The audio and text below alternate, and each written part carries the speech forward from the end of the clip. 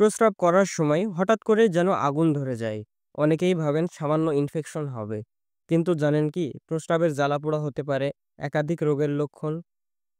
চলুন জেনে নেই এর প্রধান কারণগুলো। ১. ইউরিনারি ট্র্যাক্ট ইনফেকশন, বিশেষ করে নারীদের মধ্যে বেশি হয়। ২. কম পানি খাওয়া, ঘন ঘন মূত্রনালীতে জ্বালা তৈরি করে। ৩. যৌন সংক্রমণ বা এসটিআই, সংক্রমণ ছড়িয়ে পড়লে ইউটিআই এর মতোই লক্ষণ দেখা দেয়। ৪. কিডনিতে পাথর বা ইনফ্লামেশন হলে প্রস্রাবের সময় ব্যথাও হয়। ৫. জিন্স বা আঁটোসাঁটো পোশাক ব্যবহারে সংক্রমণ দ্রুত ছড়ায়। এই সমস্যাগুলো এড়াতে দিনে অন্তত ৮ থেকে ১০ গ্লাস পানি পান করুন। পরিষ্কার পরিচ্ছন্নতা বজায় রাখুন। জ্বালাপোড়া হলে দ্রুত ডাক্তারের শরণাপন্ন হন। জ্বালাপোড়া হালকাভাবে নেবেন না। এই নিয়ে আরও বিস্তারিত জানতে ও ঘরোয়া সমাধান জানতে দেখুন আমাদের ফুল ভিডিওটি। ফুল ভিডিওটি আমাদের এই চ্যানেলে আপলোড করা রয়েছে। সাবস্ক্রাইব করে রাখুন, কারণ স্বাস্থ্য আগে।